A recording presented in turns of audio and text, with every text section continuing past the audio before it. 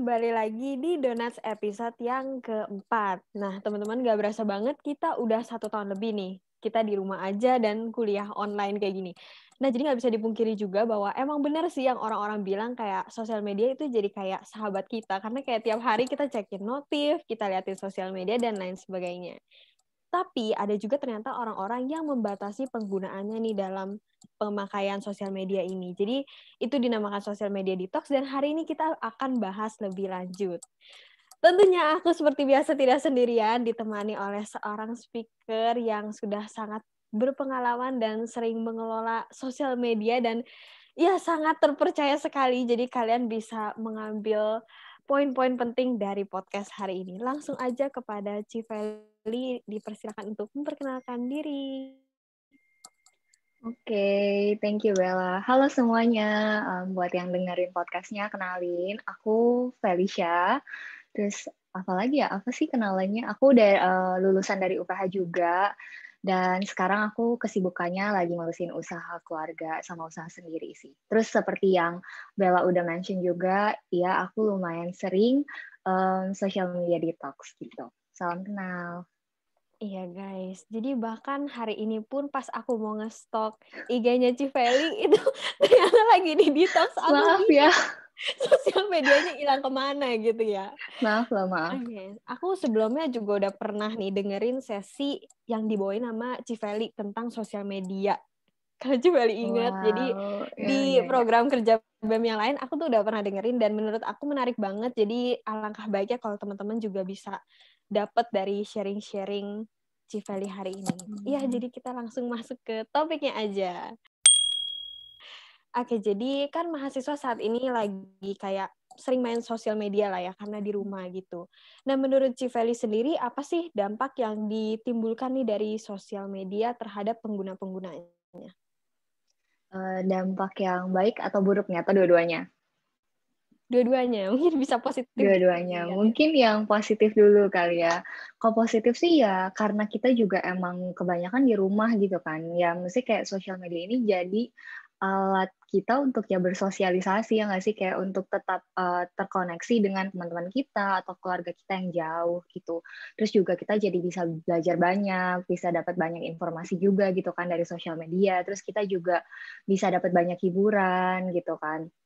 Tapi mungkin kalau misalnya negatifnya juga lumayan gitu ya. Kayak kalau misalnya kita menggunakan sosial media ini dengan secara berlebihan, juga yang pasti secara kesehatan nih, kayak secara fisik, kan kalau kita kebanyakan nih pakai sosial media berarti kita banyak dengan gadget gitu kan. Terus kita tahu sendiri kayak efek blue lights gitu. Itu kan juga nggak sehat radiasinya. Terus belum lagi kalau kebanyakan sama gadget kita juga bisa pusing. Dan ini aku alamin sendiri loh. Jadi aku pernah dulu pas SMA kalau nggak salah sampai ke rumah sakit karena aku benar-benar udah kayak 2-3 bulan pusing dan itu tuh kayak nggak ada apa ya kayak nggak ada penyebabnya. Maksudnya kayak dokter di rumah sakit juga nggak tahu gitu loh kenapa karena nggak ada penyebab yang kayak signifikan atau gimana kan. Tapi dokternya tuh cuma bilang, kamu pasti sering main HP ya gitu. Terus aku kayak lumayan sih gitu. Terus dokternya yang kayak coba deh kamu kurangin, terus kayak kamu coba banyak lihat kayak yang ijo-ijo, kayak yang seger-seger gitu kan. Dan itu ngaruh banget. Dan di situ pertama kali aku juga kayak sadar gitu kayak ternyata kebanyakan sosial media juga bakal pengaruh ke kesehatan kita gitu kan.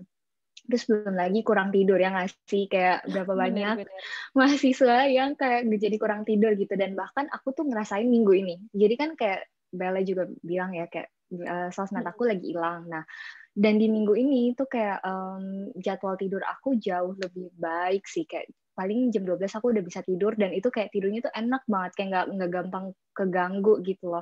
Padahal biasa sampai jam 2 pagi, jam 3 pagi aku masih dengan Instagram mungkin gitu. Terus apalagi ya kayak secara mental juga karena kita jadi suka compare kehidupan kita dengan sosial media orang lain ya nggak sih. Jadi kita kayak lebih gampang stres juga dan ini aku juga ngerasain banget. Maksudnya kayak berkali-kali nggak cuma sekali. Terus apalagi ya dampaknya? Oh kita juga jadi lupa gitu loh untuk terkoneksi karena kita kayak berkoneksi dengan orang-orang yang jauh di sosial media. Jadi kita juga lupa untuk apa ya berhubungan dengan orang-orang yang deket gitu kan orang-orang di rumah atau orang-orang di sekitar kita karena kita mungkin terlalu fokus sama dunia maya gitu loh mungkin itu sih beberapa dampak dari sosial media ya Bel. Oke, ya ini menarik ya. Pernah dibawa ke rumah sakit sampai pusing karena Beneran, aku pusing beneran gitu. nggak bohong gitu, karena kayak aku juga udah panik kan, kayak 2 bulanan apa lebih gitu, dan misalnya kayak di keluarga aku tuh emang ada yang cancer juga, jadi kayak takut kan, Astaga, jadi ngecek. serem banget Terus sih. bener, jadi emang maksudnya cancer-nya ya kayak cancer yang beda gitu, tapi kan Mhm. karena ada aku jadi panik, terus anak SMA gitu kan udah 2 bulanan, kamu pikir tiap hari gitu kamu sakit kepala, dan pas aku kurangin beneran aja, jadi kayak di minggu-minggu aku kurangin itu tuh kayak sakit kepalanya berkurang sampai hilang. Oke, ini menarik banget ya.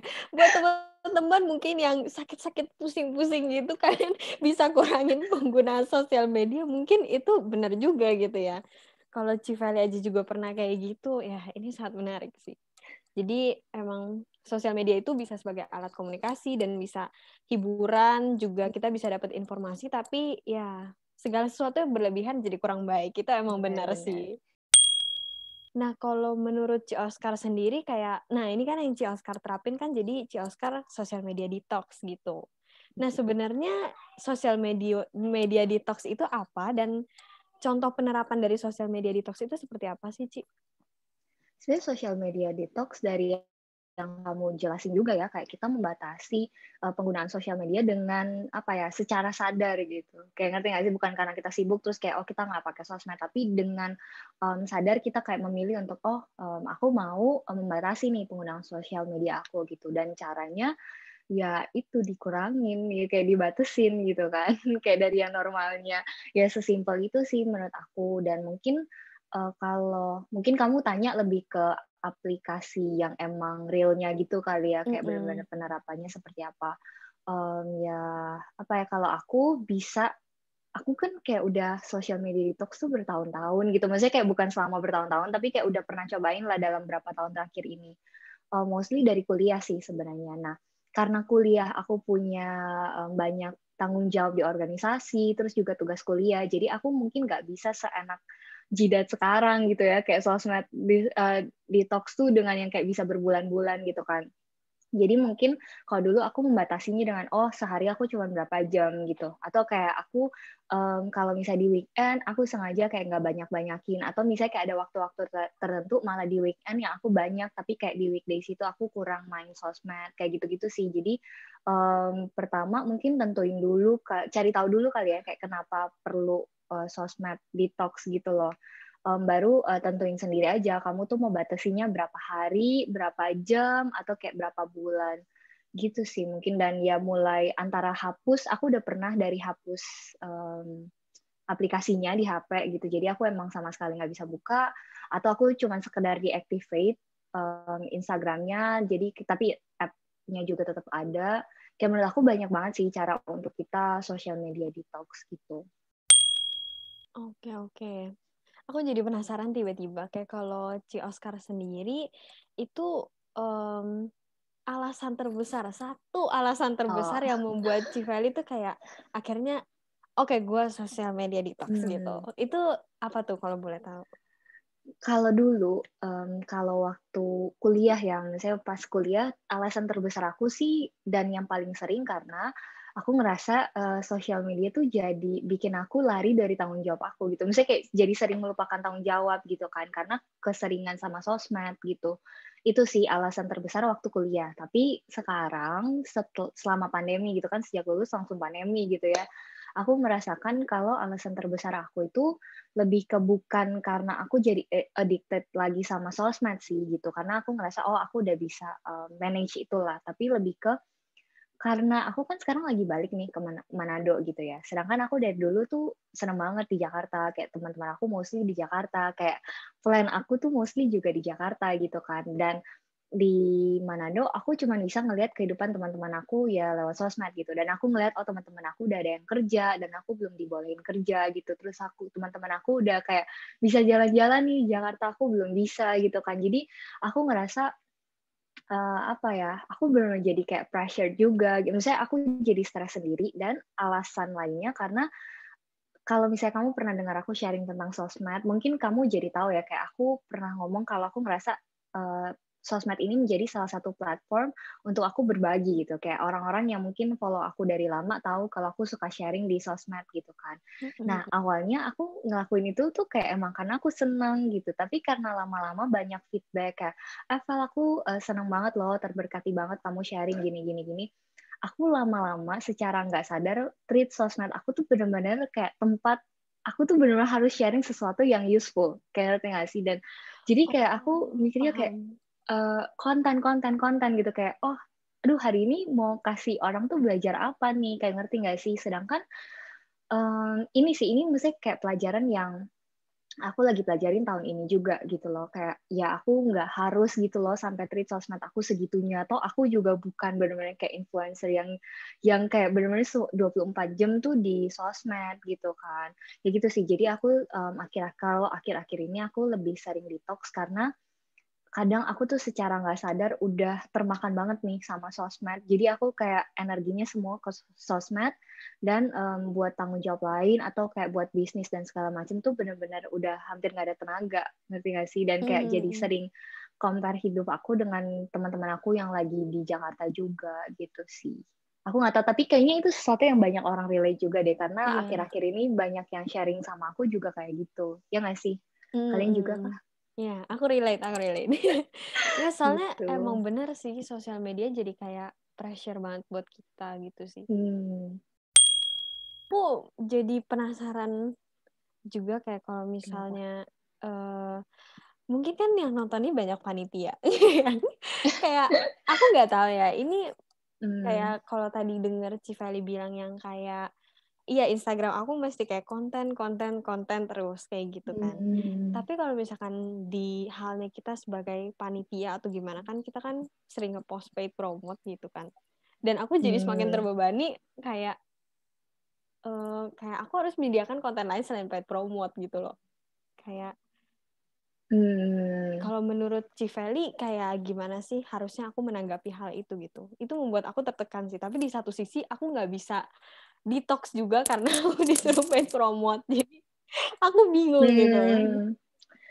Itu juga sih, maksudnya mungkin itu yang aku bilang dulu pas aku kuliah, aku nggak bisa seenak jidat itu Oh, gitu loh, mau iya, mau bener bener detox yang bener. kayak sampai berbulan-bulan atau berminggu-minggu gitu kan, karena tetep aja ada tanggung jawab panitia gitu, ya nggak sih? Maksudnya aku tahu sih seberapa nggak enaknya paid promote gitu, eee, mungkin itu Iya. pergumulan setiap anak panitia gitu kan, sampai kadang rela bikin second account buat paid promote, ya nggak sih? Buat Iya. share itu.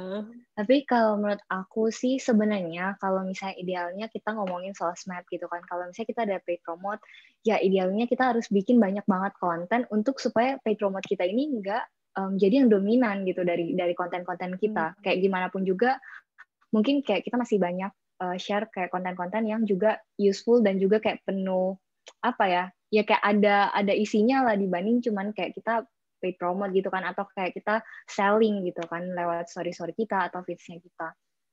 Tapi, mungkin yang aku sadari ya kita kan kayak masih ya bukan kita sih, kalian kan juga masih mahasiswa gitu ya, maksudnya dan nggak semuanya tuh memang tertarik untuk bikin konten dan ya pengen ke sana gitu. Jadi menurut aku ya udah sih, kayak ya udah biarin aja, kayak gimana pun juga ini tapi buat aku ya, aku nggak mhm tahu loh, mhm. maksudnya kalau misalnya menurut Iya. orang lain gimana, tapi kalau aku ngerasa, ya udah gitu, toh juga emang itu salah satu konsekuensi dari ikut banyak panitia, ya nggak sih?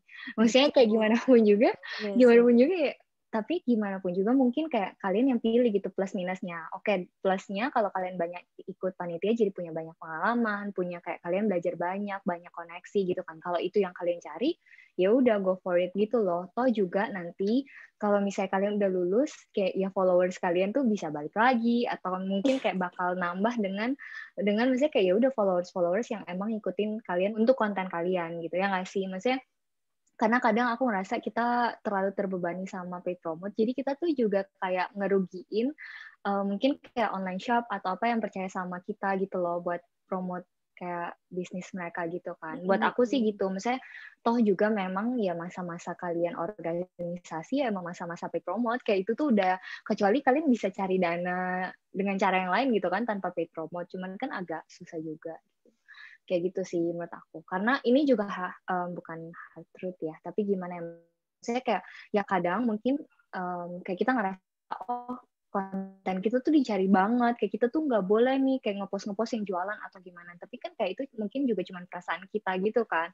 Terus Iya, kayak ya iya, udah iya. sih, kenapa sih kalau misalnya kita kehilangan kayak 1-2 followers, tapi maksudnya sebenarnya benefit yang kita dapat dari organisasi atau acara yang kita ikutin juga sebenarnya lebih gede gitu kan. Ya nggak sih, maksudnya kayak kamu nanti kalau misalnya kerja di dunia kerja emang orang tanyain followers kamu, kan orang lebih nanyain juga pengalaman kamu gitu. Kalau kalau menurut aku ya, dari perspektif aku sih sekarang aku lihatnya seperti itu gitu. Tapi kan aku sudah tidak dengan paid promote. Iya, iya, iya. Dulu Civeli juga kayaknya aktif juga ya, kan di organisasi atau kepanitiaan aku sering lihat Civeli kayaknya. Iya. Lumayan. Oke, ini menarik sih. Kayaknya itu satu hal yang sering aku nggak kepikiran sih. Soalnya aku sering mikirnya kayak, aduh paid promote hari ini, aduh paid promote kayak gitu terus. Oke. Nah, kalau Civeli kan misalnya sekarang udah sosial media detox gitu, apa dampak yang dirasakan Civeli nih setelah melakukan sosial media detox ini? Dampak ya. Kalau buat aku mungkin dampaknya aku lebih bisa, karena sekarang juga di rumah kan. Jadi aku lebih kayak bisa bangun hubungan sama keluarga aku, sama adik-adik aku, sama papa aku dan keluarga yang lain gitu loh. Misalnya karena biasa mungkin kalau misalnya kita sama sosmed, kalau lagi kumpul-kumpul keluarga kan ya masing-masing dengan sosmed gitu kan. Tapi ini Betul. karena kita ya, aku yang kayak oke, kalau misalnya lagi sama keluarga kurangin sosmed gitu. Jadi misalnya lebih apa ya, ngobrol sama mereka intentionally itu cari tahu gitu loh kehidupan mereka, dan aku juga ngerasain kayak aku lebih deket dan lebih memahami gitu loh kayak anggota keluarga aku, nggak cuma yang deket tapi yang lumayan jauh juga gitu.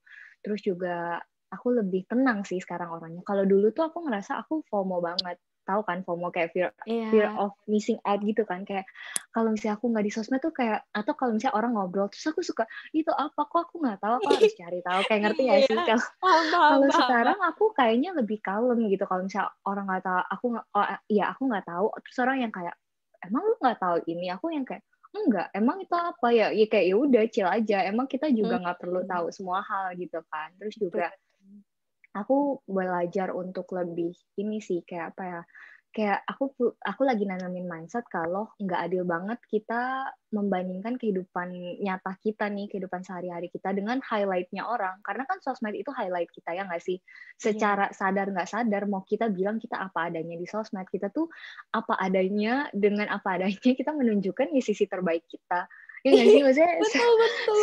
Iya, iya. Oh, itu betul seburuk banget dan sih. bobrok apapun yang kita tunjukin itu tuh masih belum yang kayak bobrok banget, masih yang kayak baik-baiknya, ya nggak sih?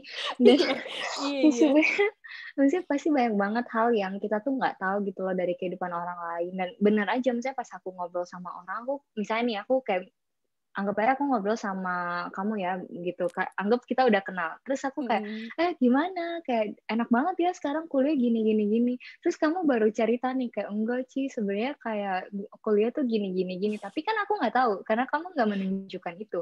Mungkin kamu menunjukkan kalau oh di BEM tuh asik banget loh gini gini gini. Tapi kan kita nggak tahu di BEM tuh kamu punya tanggung jawab seperti apa juga kan. Kayak gitu sih. Maksudnya aku juga jadi lebih kurang untuk membandingkan tidak kehidupan aku dengan orang lain juga gitu, kayak lebih kalem sih, karena dulu kan dikit-dikit kayak stres, dikit-dikit tuh kayak jadi duh dia udah di titik ini, kayak aku masih di titik mana gitu loh. Tapi maksudnya bukan sejak sih, tapi selama aku detox, dan ini juga sebenarnya aku sempat ngomong ini juga sih ke temen aku beberapa hari lalu, kayak dia kan nanya juga nih tentang sosial media detox, kok aku bisa betah juga, maksudnya kayak kenapa emang nggak ada ya keinginan untuk balik. Kadang tuh ada, misalnya kadang tuh pernah, misalnya aku baru juga berapa jam deactivate, terus aku kayak langsung buka lagi, ya balik lagi karena mungkin FOMO, atau aku kayak ngerasa, pasti ada orang yang bakal cari aku di Instagram, kayak ngerti nggak sih? Jadi Ngerti, kayak ngerti banget. jangan Iya, iya, gitu. iya. Karena apalagi bukan dulu sih, tapi kayak ada momen-momen kayak kadang orang tuh pengen endorse dan segala macem gitu kan. Nah, aku tuh kayak takut gitu loh kehilangan kesempatan itu gitu kan. Cuman sebenarnya aku ngerasa kayak orang juga nggak nyari kita banget gitu loh. Maksudnya kalaupun kita nggak online, ya udah terus apa gitu. Kan orang kalau emang orang deket kita bisa cari kita lewat WA atau Line gitu kan. Misalnya kayak kita Iya. nggak perlu banget kok online gitu. Jadi kadang mungkin kita punya mindset yang gimana ya? kayak kita tuh harus online gitu. Padahal sebenarnya enggak juga. Itu mungkin cuman kayak dari dalam diri kita doang gitu kan. Sorry ya, agak lari dari topiknya. Cuman aku randomly keinget itu.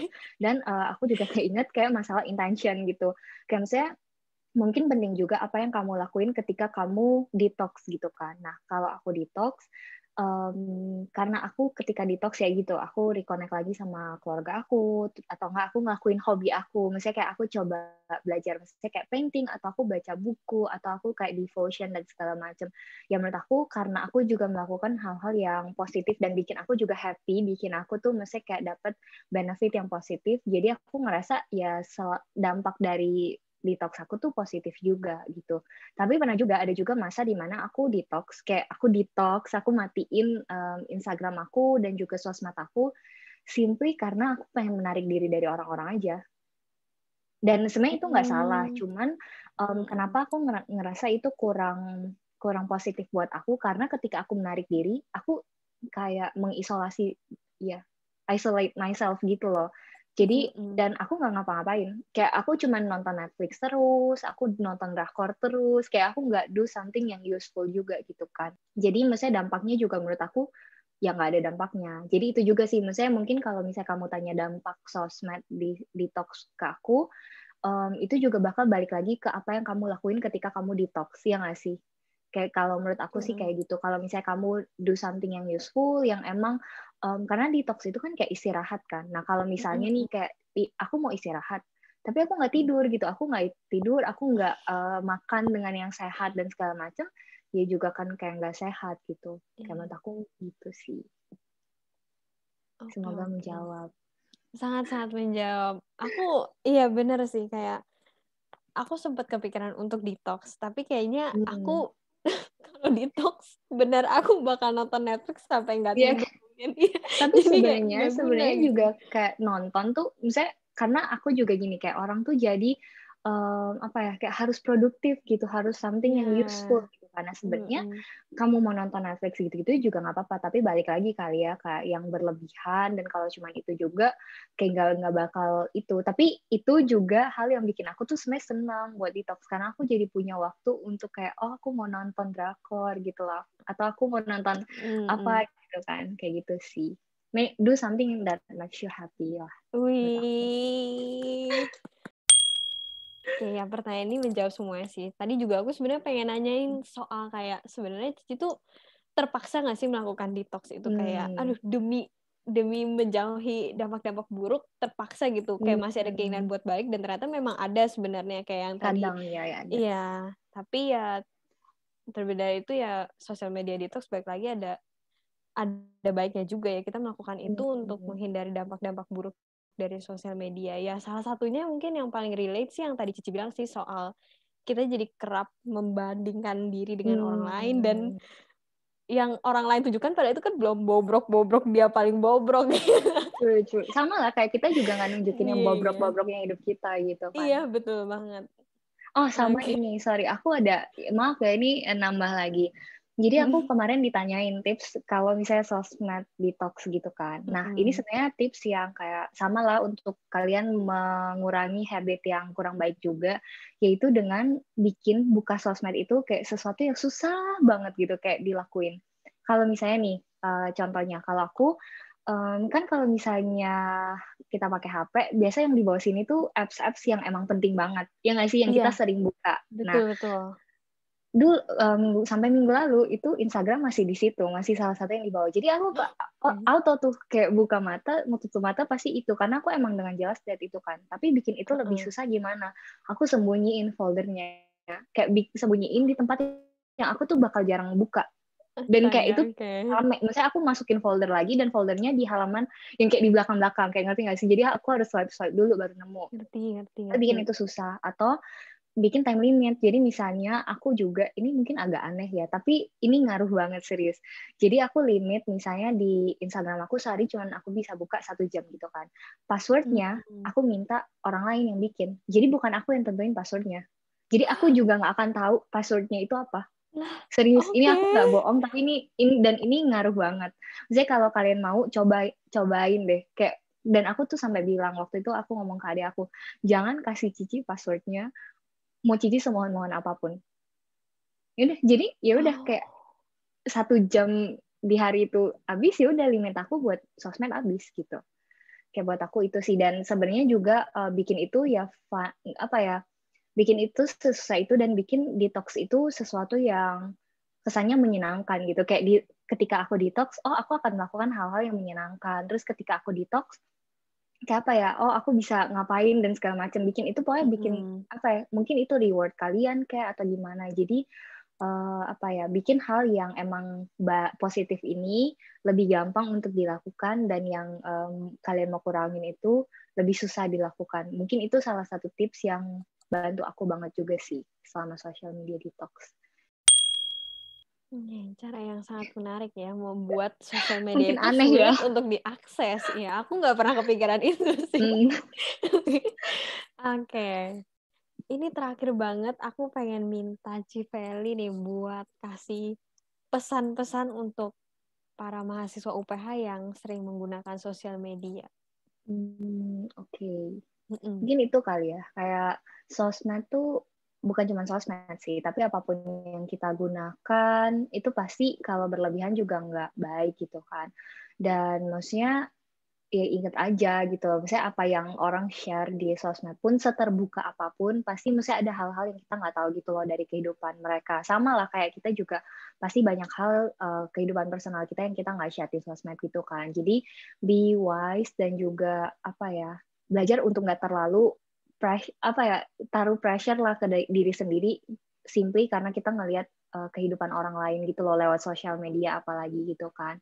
Terus juga ya itu sih, maksudnya kayak gunain sewise mungkin aja. Maksudnya jangan sampai, kan kita udah sering dengar kan kayak handphonenya, gadgetnya udah smart tapi kitanya nggak smart gitu loh dalam kayak menggunakan itu ya. Itu Ini sedih ya. agak gitu sih. Mungkin ya kayak be smart juga lah dalam menggunakan sosial media gitu. Kayak, dan ini juga maksudnya jangan terlalu pressure. Kayak faktanya nggak semua orang cari kita gitu loh, dan ketika mereka cari kita pun maksudnya kayak ini agak sedih sih mungkin, dan ini juga tamparan buat aku, tapi ini emang ada di buku.